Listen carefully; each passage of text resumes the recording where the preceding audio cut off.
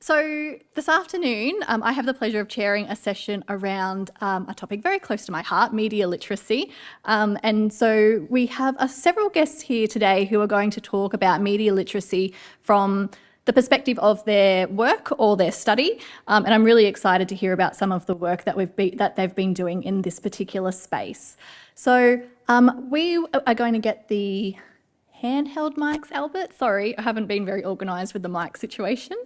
And I'm going to come and have a sit down as well with our panel so that we can have a conversation about media literacy. I'll just introduce our guests today so that we know who we're speaking with up the front here, but then I'll also get them to introduce themselves and the sorts of work that they do. So we have Alyssa Corsi on the very left, your very right, who... And I'll leave it to you to introduce yourself and where you're from and those sorts of things as well. We have Stephanie Smith in the middle here. And then we have Troy Merritt, who you heard from yesterday, but he's going to speak today from a different type of perspective around some of the other parts of his work and study. Perfect. All right, so Alyssa, I might hand it to you. So each of our panel members is going to introduce themselves and their role and their work, and also tell us a little bit about what they do in the space and the field of media literacy. Thanks, Amanda. Is that working? Yes, great. So my name's Alyssa. I work at the National Film and Sound Archive of Australia, and I am the Manager of Learning and Media Literacy at the organisation. So you all probably know what the NFSA is and does, but it's still a journey that I think we're on, educating a lot of Australia about the really important work that we do. We are Australia's National AV Collecting Institute. We have now over 4 million items in the collection, and it's a really diverse collection. So we have everything from film, radio, television, news and entertainment, podcasts, oral histories, music, games, and TikTok and Instagram Reels in the collection. We also hold all the contextual information that frames that. So we will hold scripts, we will hold posters, advertising material, costumes, props, and then we have a really incredible collection of AV technology that spans early sort of wax cylinder recordings and players right through to modern technology and everything that sits in between. So really, as the National AV Institute, and with AV being the mainstay of our time, we really think it is important to put an emphasis on media literacy, not only in our learning programs for students, but also across the organisation. I don't need to tell you all how digitally rich and media rich our landscape is now, but I think one of the joys and also one of the challenges is that we can access old technology and old AV from very, very early times that was not very representative or particularly thoughtful, perhaps, in its representation of particular groups or particular aspects of our society, and we can view that at the click of a button. So it's really important for us to educate around, particularly around representation in media literacy, to unpack the content that we have in the collection and look at it in a really thoughtful and considered manner. In saying that, we are advocates for Australian media, and we want to develop a love of Australian media in everybody.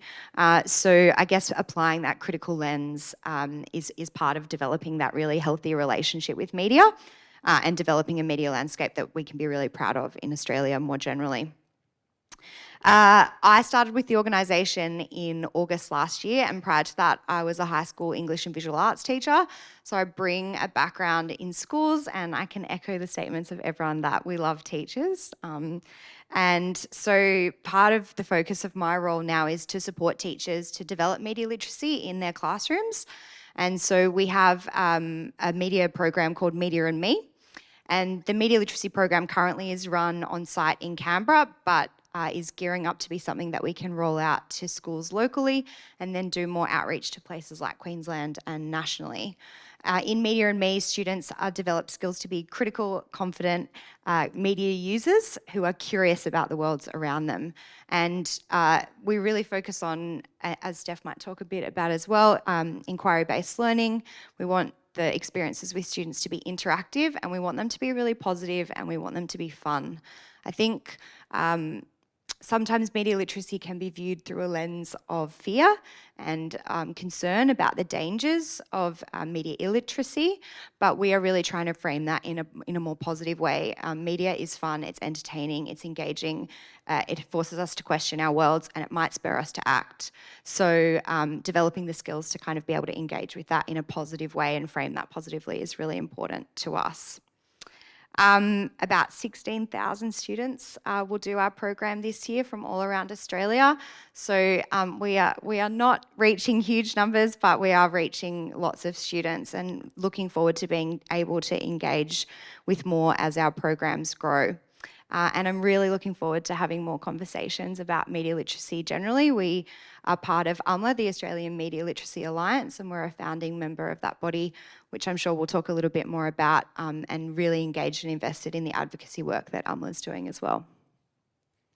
Just before I pass over to you, have the microphone, Steph, please. Sure. But before you speak, I should maybe say for people in the audience who didn't grow up in Australia, so lots of our students, usually at around year 5s and 6, often go to Canberra, our capital city, which is where Steph and Alyssa are based, and they undertake all sorts of programs. The schools choose from, I don't know, about a dozen or so programs, and they can kind of choose a few things to do. And one of the things is to visit the NFSA or MOAD as well. So I'll pass to Steph, who'll now talk about her role and her work. Absolutely. It's a rite of passage here in Australia to come to Canberra in year 5 and 6 and hang out with us. Something I will say before I talk about my role at the museum is that we're a collective. So something that's really important to us as a Canberra cultural is that we all work together.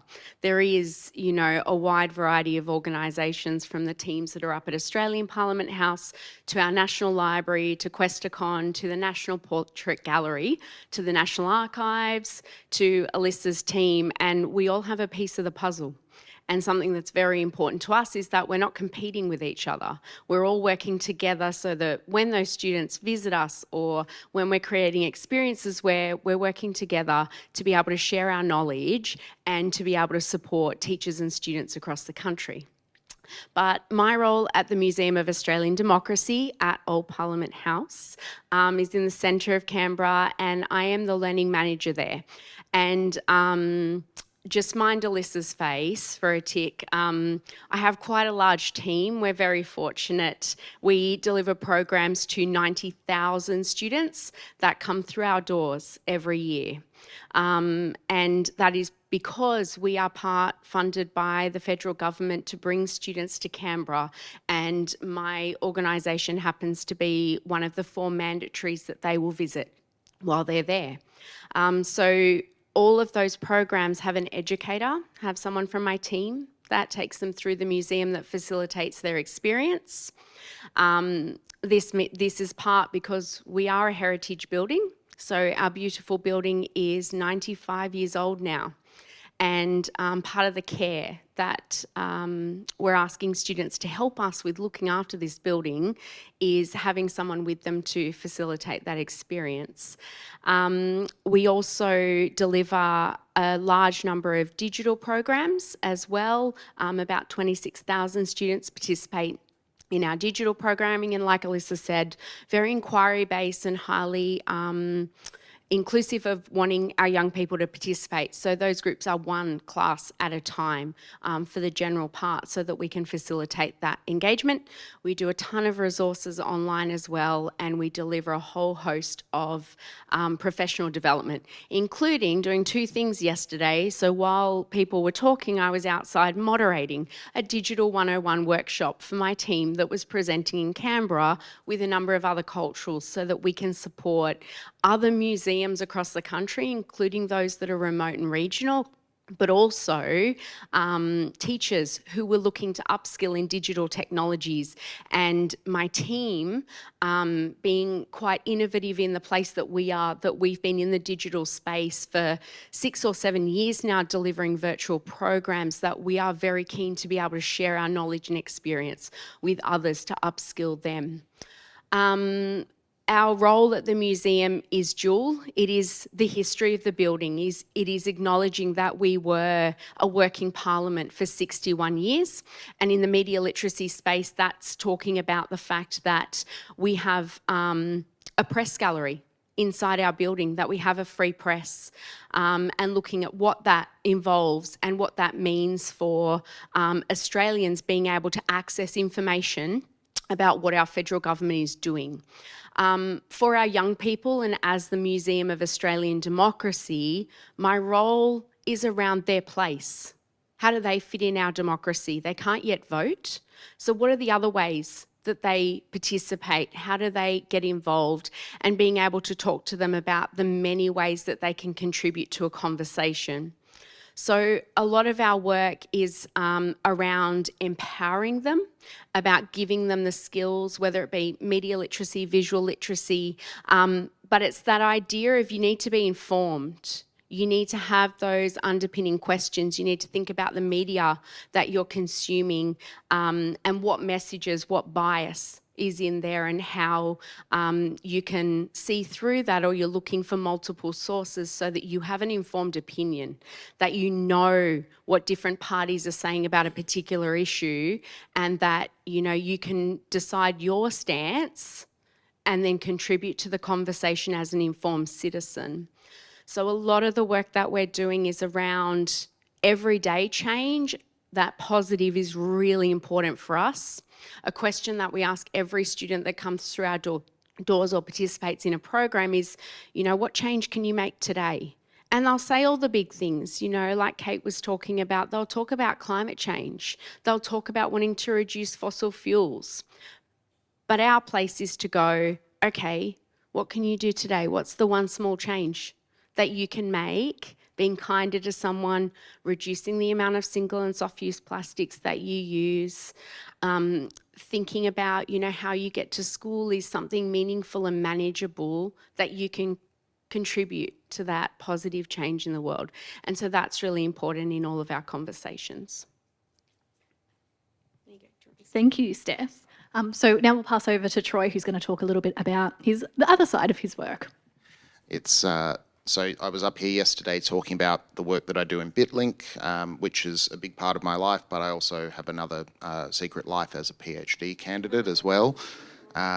It gets confusing, and I always joked about the different hats that I have to wear on any given day, and so one of my colleagues at BitLink actually made me a BitLink beanie, and I've got a UTAS beanie, and so I didn't bring them with me. It would have been a nice prop to use right now. So I talked yesterday about BitLink and what we do. Just as a recap, we're a technology education company and we're based in Launceston, Tasmania.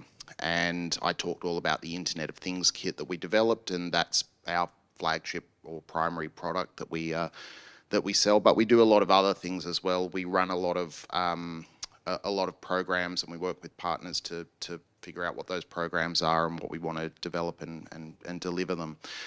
So I've had a busy week. I started the week in Western Australia, and I got back to Launceston for 12 hours this week, long enough to sleep in my own bed and run to the library and do a workshop with some kids, which was really great fun. And it was all about content creation. And that was, it's something that we've done a fair bit of. And the thing that always blows me away is how literate kids are with new media technologies. It's something that's always really interested me, is that I alluded yesterday to the fact we have a lot of literacy challenges in Tasmania. We run these workshops with kids that are generally around 8 to 10 years old, and we've found that we have to do things because if we have printed materials or even instructions on a screen, we have kids that can't read them, even though we would expect they should be able to. But when we do things that are more visual, the kids not only take to that, they're very active creators, and the program we did yesterday was around content creation. It was getting them to review a video game. And when you ask these kids to sit down and tell you the parts of a YouTube video, they were all over it. They were telling us about how you've got to have the intro, and then you've got to have your sponsorship message, because that's really important. And don't forget to smash that subscribe button and like all your little outros. So even at a very young age, kids are so literate about all of this stuff. I'll talk quickly about my PhD work. So I'm in the middle of a PhD, and my PhD is about children, the Internet of Things, and privacy.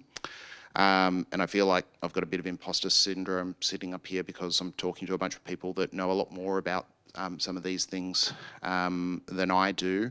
I'm about a year and a bit into my research, and what I'm really interested in is what children understand about the data that's being collected by that they're generating by the types of devices that you don't generally think of about privacy. So if you put a camera into a room, even children will understand that there's some privacy implications there about the cameras. And we're in a room here, we've got a bunch of cameras on us, we're all adults, we understand that we're being recorded. Children tend to understand that too. But they don't think as much about the other types of data that these smart home devices that are going into their homes, that they don't have any control over whether they're going into their homes, are actually generating, and that they are contributing to. And it's just those little things like the temperature in a room changes when people are in a room. If you've got access to temperature data and humidity data, you can start to make inferences about what's going on in a house. Smart light bulbs are great, they're convenient, they change colours, they're fun, but a lot of them report back to a central server somewhere what time you're turning lights on and off, and starts to gain these behaviours and these patterns and understanding more about you. And that's really what I'm interested in exploring, is what children currently understand about when these devices that you don't think about being in an area, when they start to violate your privacy. What do they think about the privacy implications of these devices? I haven't started collecting data yet. I'm in the middle of ethics. Don't talk to me about ethics. But I'm really looking forward to actually running some workshops later this year where we're going to actually start to look at finding out what children understand about these devices. I'm just going to swing back and talk about another project just really quickly on the BitLink side of my life. So I'd be changing hats here if I thought to bring my beanies. But we did a project that I just feel is worth mentioning that was really eye-opening for us, which was we were approached by the local jobs recovery team in Tasmania because they had a bunch of job agencies and employment services providers, and back was the name's all changed to Workforce Australia now. This was pre that, but they had identified there's this cohort of young people in Launceston that disengaged from job seeking. And if you asked employers about these types of people, they would say, oh, you know, they show up late to work because they're up all night playing video games and they don't know how to communicate with people and they don't have any customer service skills. And this becomes a reinforcing message for some of these young job seekers that you play video games and that's all you're interested in and you don't have any social skills. So we did a 13-week program, 2 days a week. This was not accredited in terms of it didn't have any mutual obligation component for them. So they were there because they wanted to be there, and we focused on, well, what are jobs in the video game industry and what skills do you have from playing video games that are actually employable skills? And it was really eye-opening for us to help them unlock these skills that they had that they didn't realize they had. We had people in there that were streaming on Twitch and they knew how to put videos together. They're super literate in video. We had people in there that were community managers and they could get 40 people to all get together in a guild at the same time and play a raid in World of Warcraft. They could manage communities, they could organize things, they had skills, and it was really eye-opening to see the transformation.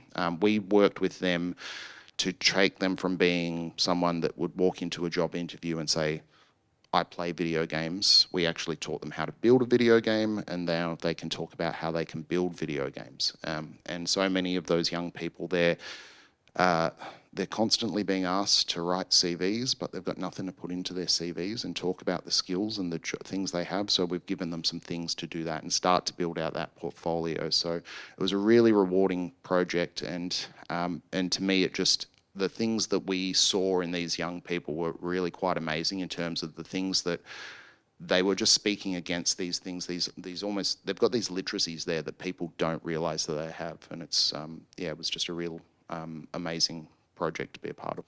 That kind of leads me to my first question, I suppose. I guess I'm listening to all of you speak from your different perspectives and the different types of programs that you're undertaking with children and young people. What do you think the children and young people are taking away from these sorts of programs? Troy, you've started to talk about skills a little bit here, but I guess if we're thinking more broadly, what skills and maybe understandings about the media more generally are young people kind of taking away from these sorts of programs? And what's their kind of feedback on these programs? I assume they think it's really fun, but, what have they sort of told you about that? I've got the microphone, so I'll just keep talking. The 13-week program we ran was really interesting.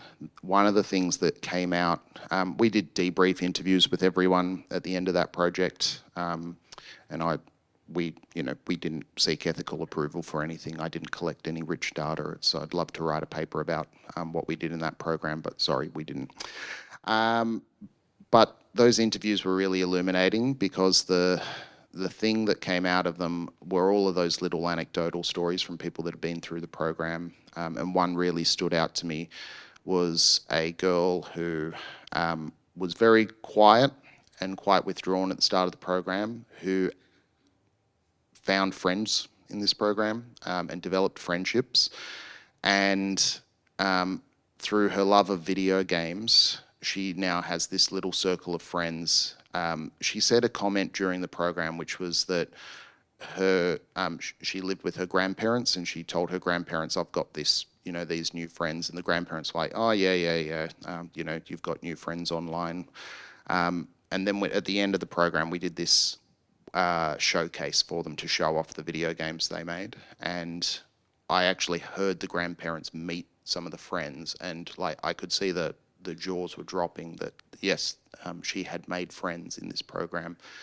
And during the debrief, we said, we've just seen this change in you, that you've came out of your shell and that you're more social now. And she said, oh, yeah, definitely. It's like, I feel like I can make friends much more easily now.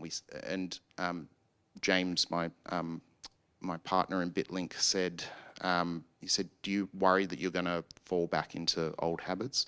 And she looked at him like he was absolutely stupid. She's like, why on earth would I go back to that now? Like, it was just, she had changed fundamentally there. And we've kept in contact with a lot of these young people. But it was just, it was those little things that we didn't expect them to get out of programs like this. So. Steph? So I'll tell you about two programs. On site, we're really fortunate to have a permanent exhibition called Truth, Power and a Free Press. We also have access to the press gallery on the House of Representatives side, which is completely recreated. So it's as if you've stepped back into part 1927 with some typewriters, and also the 80s with radio being in there, that we can take the students into these spaces and talk about, media in our democracy. The activity that goes with that one is all around social media. And we unpack a story. This is very much pitched at upper secondary, especially because of the content that is in this particular exhibition space. It does not suit our lovely younger students. But it gives us an opportunity to unpack a piece of misinformation that occurred and talk to them as we tell this story, asking them about their decision-making process. So you see this tweet. I know I'm the only one left on there. I can see that. And I know young people are not on there either. So ignore that component. But would you comment? Would you like? Would you share? What will you do? with that piece of information. What happens when we layer this on? Political cartoons is huge for us, and I can see that teachers access them quite a lot because they fit so nicely with history. So we have Behind the Lines, which is an annual exhibition that looks at the past year of political cartoons. But I think the program for us that's had the most impact is actually a digital program, and this one covers primary and secondary, and we've been very creative with how we get teachers to book into this one. So we've created a layered cartoon. For primary, we use Federation because it fits into the curriculum. We also have a sustainability version of this cartoon, and I'm currently working on a referendum version so that I'm tying really well into the curriculum to hook them into booking this. So this layered cartoon plays as an animation. We've taken stills out of it and we use it to unpack. So we talk about caricature, we talk about the use of symbolism, the use of text, captions, speech bubbles in there. So they then have a chance to draw with us. So that's the interactive component where they'll co-create an illustration with our team, and they can see us drawing at the same time, and they offer ideas. Then they get a chance to draw themselves in their classroom, and then we show them some political cartoons and we get them to use the skills again that they've gathered through these processes to then be able to unpack them. So it helps us with our media literacy, but also visual literacy development, and making political cartoons not so scary to be able to analyse, and then they've got those skills to be able to use in different contexts as they're viewing media online, as they're seeing TikToks and they're starting to layer over the top what is the intention of the creator in this piece. What messaging are they trying to tell me? What emotions are they trying to make me feel through this piece?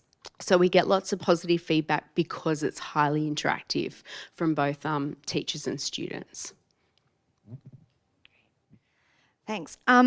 So our media literacy program is really all about unpacking how representation is presented to us, how people, places or events are represented in media. And we have made a big focus on presenting entertainment media in our programs. We know that that is really a space that children engage a lot in, and particularly our audience from year 4 to year 6, and then we have another program for year 7 through 9. And the media that we reflect is from across a large period of time. We show material from the 1920s through to today. And we get a lot of feedback from students around what they took away. So in particular, students will say things like, I never realised that there were so many layers to media. And I think I want to pick up on something that you said, Troy, about kids being kind of media literate in knowing the conventions or the kind of aspects of media that they're familiar with. So you know it's a TikTok because it's got a TikTok logo on it, because it fits a certain sort of convention. It's short, it's got music, there might be some moves that go along, and you see it over and over again in different forums. You know it's a YouTube clip, and you know the conventions of a YouTube clip. You have to say, click the link to like and share. But what students are not so familiar with is the way that what we might consider mainstream media is created, and the layers that go into creating meaning, and why, for example, I immediately gravitate towards this particular character. What are the things the media creator has done that make me feel like these are the goodies, you know, and these are the baddies? Why is it that I'm on the edge of my seat watching a 30-second clip of part of a 2-hour film that makes me immediately want to see this person cross the finish line first? How has the media creator reflected that? How has the media creator reflected culture in a way that is significant and important and moving, as opposed to in different ways?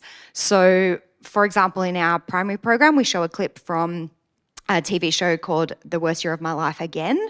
And this is a show for kids about a media studies class, and they go around and kind of interview different people around the school. And in one of the scenes, they interview a teacher called Mr. Norris. And I guarantee you, Mr. Norris is the person you do not want to have teaching your class. He is represented as grumpy. He talks about the 3 Ds, and discipline, detention, and detention. he's a maths teacher and he doesn't know basic maths. So he's presented as this foolish kind of character, but who's really grumpy. And it's presented through the lens of a student filming him for an interview for a media clip. And one of the first things we ask students is, do you think this media is created by a student, or do you think this media is created by a TV crew pretending to be a student? And you'd be very surprised that students regularly say, a student made this. They're not, I suppose, always able to understand the difference between how media is created and what is sort of, for want of a better term, tricking us or helping us to buy into a character and a relationship versus, what is set up by someone in their garage or in their home. So it's unpicking those layers and the media messaging that comes through. And I think there's some aha moments in there for kids where they're like, oh, wow, okay, this is how this was made. And someone did this because they wanted me to feel this way. And we would frame that as to say, not necessarily for a bad reason, right? Like, they want you to think Mr. Norris is awful because he is awful and it's funny. And, we're able to kind of put ourselves in the shoes of a student and think, I would hate doing this, and I can have a giggle about it. But then it's about taking that conversation further. Well, if you were exposed to a piece of media that was trying to trick you for a more negative reason, you would now have the skills to put that into practice and analyse that from a different perspective and choose whether you would share that content or how you might talk about it with your family. So I think the feedback we're getting from kids is, I didn't realise there was so much going on. I'm really excited to learn more about how media is kind of put together and how the messages are encapsulated in media, and in media that we would kind of just sit there and absorb passively, if not for kind of unpicking it a little bit more. And it's the media kids like. So I think it reframes it a little bit. I think that's a really important point that you're making there. And I think sometimes that we talk about digital technologies and media together and assume because kids know the functionality of something that they're really kind of understanding what's going on behind the scenes, as you've said. So I think, educators and programs like this really have a place to help children and young people kind of unpick and unpack some of that. I'm going to open it up now to the audience. We have about 15 minutes or so for questions. And, if you've got questions about particular programs, we can certainly talk about them. But if you've got questions for across the whole panel as well, we have time for that. Otherwise, I'm going to let Troy ask you questions for his PhD. If you don't have any, okay? Yeah. I realise it's late in the day. I do have some other questions, but certainly want to have the space for other people to ask theirs as well. All right, I'm going to ask mine. Oh, Michael? I'll ask while the microphone comes over to you. So I guess, what do you think, you see young people and you work with young people and children and their educators sometimes on a really regular basis. What do you think are some of the upcoming challenges that we have in the media literacy space when we're working with young children and their educators? I think it's the changing technology and how do we support teachers when they're not so confident as well, that we're really working with both. And, I'm sure all of you, like me, get done every April Fool's Day by the posts online. I got done by Vegemite Tim Tams. I'm very disappointed in myself, and some sort of pygmy possum. So it's a good reminder. It was the wombat this year. Yeah, I was that like, wombat. oh, so cute. Damn you, CSIRO. And that's always a good reminder, Amanda, that we still need to develop our skills. Yes, so I think the trick is part, how do we bring teachers along for the journey and being able to show them where it fits in the curriculum and that it's across the curriculum. It's all of it so that they see how relevant it is and that it's embedded into what they're already doing. I think that's one of the biggest challenges that we face, and especially as, all of those changing technologies, how do we keep up? Either way. I might just say that I think the key challenge for reaching teachers and schools is time, as has been talked about here previously. And in particular, I come from working in New South Wales, and we really don't have any sort of media arts designated subject. It's not until you kind of get to year 11 and 12 that you can take photography, but it's a very much nuts and bolts course as opposed to really getting your teeth into media. So I know Queensland do that really well. And the national curriculum really touches on that across from K right through. So I think there's some really great things happening in that space. I think when time is a challenge and you're doing something that is not immediately seen as crucial, even though I think everyone agrees it is, how do you actually make space for that? So I might just speak to some of the work that UMLA has been doing around advocating for a national media literacy curriculum and trying to make sure that there is actually this kind of focus, there is space made and time made for media literacy in the classroom. I think even if you have a little bit of time, you can then start to unpack that and spread that through other areas. And so the work we're definitely trying to do is to help teachers understand that you can use this in history, you can use this in science, you can use this in English, you can use this. Actually, when you put Just Dance on for the kids to dance to, you could have a little media literacy moment in that playtime as well. That's where we're at right now. I think the space we would love to be in is actually we have media literacy as a focus. We can embed it across the curriculum, but we can also have that as something that we're doing with every kid in every classroom. And there's a structured approach for us to do that nationally. I think that's a challenge, but also an amazing opportunity for us in Australia. And there are some amazing models around the globe that we can look to when we're trying to develop that here as well. I'll just reiterate those points. Basically, it's like the big challenge, and I talked a bit about this yesterday, was time with teachers. It's having time to be able to do these things, and it's a big challenge for teachers that they're dealing with kids that are digital natives and that have grown up with these things, and for a lot of teachers, they haven't grown up in a world of social media or in new forms of media. So it's about finding, giving teachers space to be able to, to gain that literacy themselves, and how some of these forms work, and how these forms work on people as well. I agree to some degree. I'm just, I'm thinking, is there ever time to any of us ever catch up to the technology? Like, even in our own everyday lives, I suppose. Like, it's a really big ask for teachers to be constantly having to, have that space to catch up to the technology, I suppose. And I wonder what other ways we might be able to support that. Not necessarily a question for now, just, thoughts, I suppose. Michael?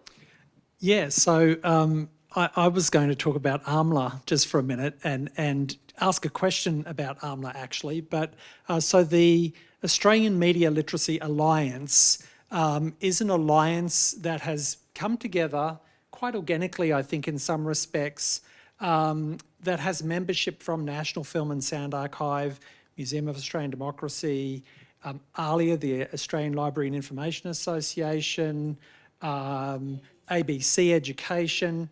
Annabelle Asprey, who is the head of learning at ABC Education, is the current chair of AMLA, but also uniquely also has membership from QUT through the Digital Media Research Centre and through Western Sydney University, through Tanya Notley's work on media literacy there. And it's quite a unique alliance in some respects because it is bringing together national institutions actually that are interested in media literacy and research. And one of the things that the Alliance has done is that it has created a national framework for media literacy. And this was because we thought it was important to have a shared language. So, one of the things that happens when you start to talk about media literacy is that it can go off in 100 different directions very quickly. We can talk about skills, we can talk about creative abilities, we can talk about critical thinking around the media and so on. But so how do you have shared goals and objectives? So there is, if you're interested, there is this thing called the National Framework for Media Literacy that AMLA has created, and if you search for that using your favourite search engine, you'll find that pretty quickly. But I suppose I wanted to ask, particularly Alyssa and Steph, about the role of AMLA and whether or not that the model is kind of working, and the extent to which that having that framework and that shared language is useful to, promoting media literacy on a national level. I think it's so useful, Michael. We use the framework quite a lot, and it gives my team a shared language as well. So not only across the culturals are we, speaking from the same framework, but we have that shared understanding that we've all invested in. But it helps my team as we're delivering, PD for teachers to then be able to share with them and to point them in one singular direction. So I find that, incredibly beneficial for our work and, as we upskill new people. But I love that it not only talks about different types of, media literacy, but also the importance of creation, which we've seen a lot today. There was so much to take out of, our early childhood colleagues, but the importance of, our young people and what they're creating, the social media that they're putting out, and, celebrating that, not being so fearful. How do we make sure that they're digital natives and making sure that they, feel safe and comfortable when they're, engaging in online communities, when they're creating content across multiple platforms. And I really love that that is embedded into the framework as well. Yeah, I would agree. I think it's hugely beneficial. Anyone who's ever tried to develop something, as I am doing right now from scratch, it is so useful to have something that is informed by research and informed by expertise, but also that's logical and straightforward. And I think that's one of the benefits. Like if you jump on the AMLA website and you look at, we've got a poster, it is really straightforward for anyone to go ahead and pick up or print out and put on a wall or put, it's sitting right behind my computer in my office as a reference point constantly to be thinking about, even in the smallest things that I'm doing in my own media engagement, at what level am I kind of being media literate and where do I perhaps need to focus my own attentions.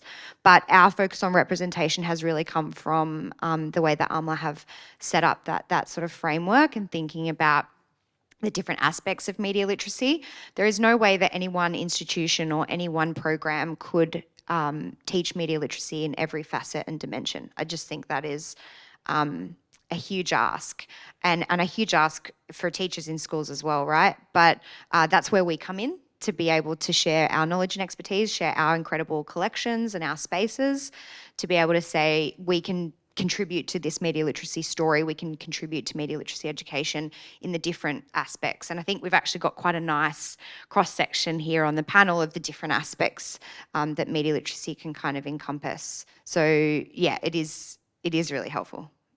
Yeah, and it's very pretty as well, designed very nicely. And Alyssa, you'll notice the posters you gave me last week to bring here today aren't here. Yes. Because I was at a media teachers conference last week with Alyssa, and Alyssa left them behind and said, oh, hand these out and bring the spares to QUT. There were no spares. The teachers all went and grabbed them as soon as they could. Were there any other questions in the audience? Kate? Thank you. I was thinking about yesterday, when we were talking about one mob, at the very beginning of yesterday, when we were thinking about how do we be more inclusive with news telling and news making. I was just thinking, Steph, and you may have done this before because you've done such unbelievable projects, and that's, hats off to everybody there, but the work that comes out of your space is incredible. I was thinking about, this citizen journalism with kids and the difference between reporting and opinion, and that opinion doesn't have to be boring. Reporting doesn't have to be boring. It could still have all that, I don't think all of our imaginations went crazy when we thought about Indigenous young people reporting off a boat in the Torres Strait talking about what they were catching today, And so it's the simplest point of sharing story. Whether there's a space with you that is like a channel that when people come to visit, they get a conversation around reporting and opinion, and then maybe report something from Canberra, but then that it's open to reporting when they get back to their homes, And so all of a sudden, here's a channel that is national, that is young people just learning how to report their lives and their things. And it could even be hashtagged in different ways, or I know hashtags aren't that groovy anymore, but I still love them. Hashtag, I love hashtags.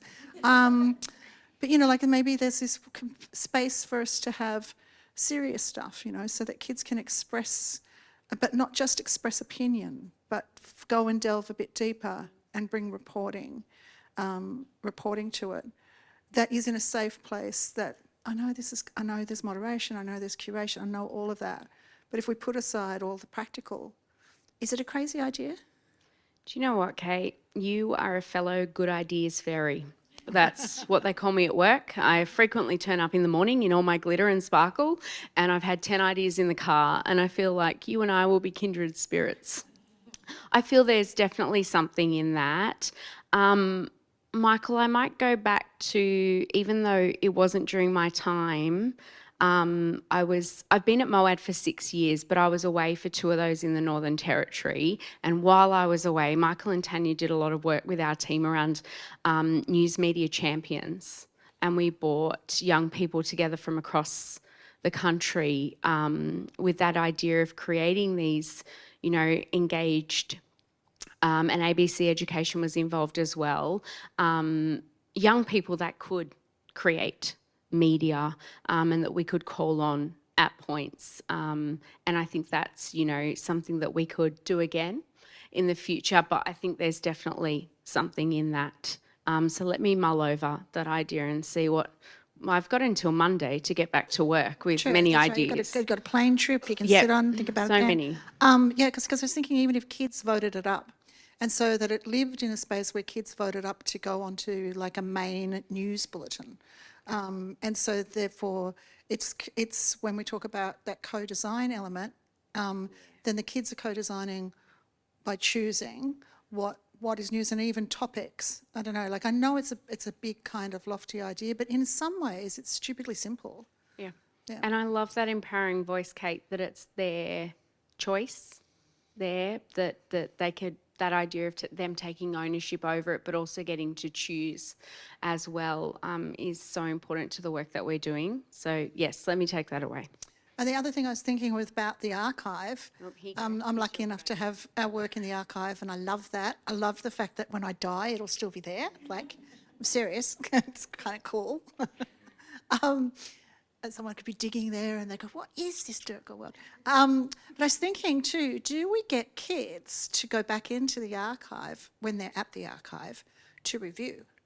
Like, you know what I mean? Like, there's all this sort of kind of, and I suppose what that does is allows you to look at time and place.